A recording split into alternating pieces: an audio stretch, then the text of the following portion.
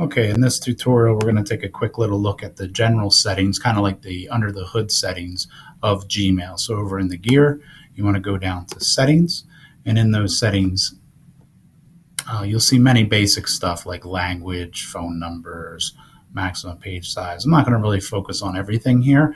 One thing I will point out though, for us older folks, default text style. You can actually change the size of your text to be default a little bit bigger if you're having trouble getting over that 40 age and seeing things easier. You can change your font and some simple colors and things like that, but basically most people might want to change this to one level up.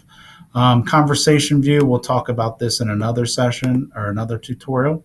One thing you do want to turn on probably is the enable undo send, and then change it to 30 seconds. What that does for you, if I say send myself an email message, I can put in here whatever test, and I can say, hey, check out the attachment. And then when I hit send, I'm like, oh, I forgot the attachment. I can have this undo link be available for 30 seconds. If I go somewhere else, that undo will go away. But if I do click undo, it'll pull back that email. It just basically hasn't been set yet. And in the background, I notice it pulled it out of my drafts yet because it haven't been set. So again, in the settings gear, underneath settings, that is the enable undo send. A quick tip, if you hit Control F on any web page and type a word, like a keyword search, it'll search a web page for the word undo in this case when I typed undo. So that's a little tidbit, Control F. Stars we'll come back to when we talk about labels. We turned on the keyboard shortcuts on before, so make sure they're on.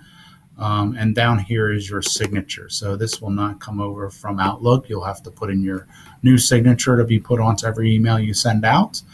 So you can, type that in different font colors, add insert images and things like that too as well. If you do check this box, that means when you're replying to someone, it'll also insert your signature. If you don't have that checked when you reply to someone, your signature will not be there. They call it a vacation responder, but this is basically the out of office responder. If I click this, I can set a date of when I'm out of office.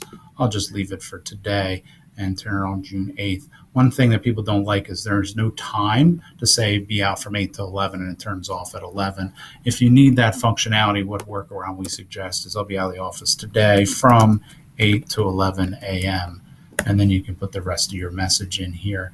Once you do hit save, then it'll save the keyboard shortcuts, the enable do send. Notice the yellow bar that comes out across the top, and this would also be prevalent on the app on your phone as well. But you can quickly just hit end now so that people don't receive that vacation responder out of office automatic reply. Okay, that's a basic rundown of the general settings. We'll be talking more about some things back there in a later tutorial.